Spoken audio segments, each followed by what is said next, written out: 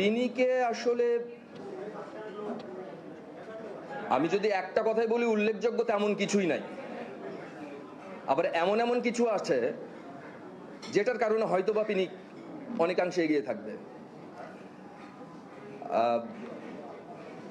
এখানে একটা ক্যারেক্টার আছে, ক্যারেক্টারের নাম হচ্ছে লিলি। এই লিলির সাথে আমার জার্নিটা হয় প্রায় 4 থেকে 5 মাস হবে।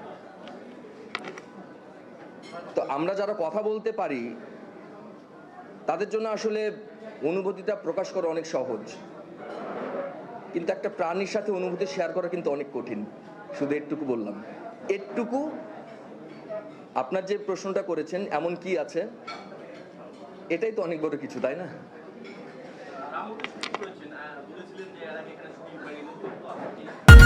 আরে ঈদ লাগছে মনে, খুশির জোয়ার সবখানে। আরে ঈদ লাগছে মনে, বিকাশ পেমেন্ট সবখানে।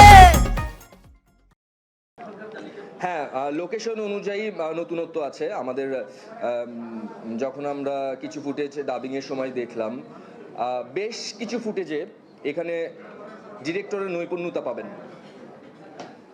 যে একজন আসলে যে জাহিদ জুয়েল ভাই একজন অভিজ্ঞ মানুষ, কেউ সিনেমাটা দেখে মনে হবে না যে এটা তার প্রথম ছবি। সো লোকেশন তো আমরা আসলে যেভাবে দেখাতে পছন্দ করি, যদি আমার চোখে ধরে যায় তাহলেই তো সেটা ভালো। জি, বরাবরের মতোই।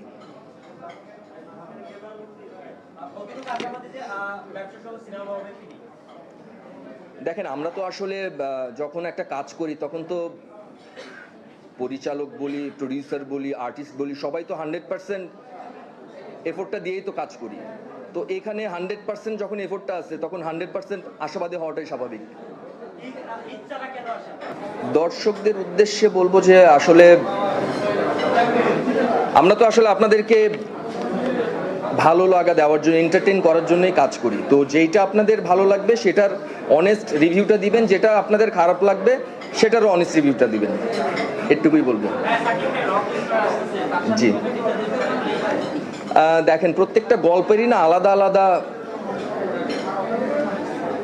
গল্প থাকে, কিংবা আলাদা আলাদা চিত্রনাট্য থাকে, কিংবা আলাদা আলাদা চরিত্র থাকে। তো কোনটার সাথে কোনটা দর্শক আসলে পছন্দ করবে, এটা যদি পিনিক আজকে 6টা সিনেমা যদি একই স্ক্রিপ্টে হতো তাহলে আমি কথাটা বলতে পারতাম।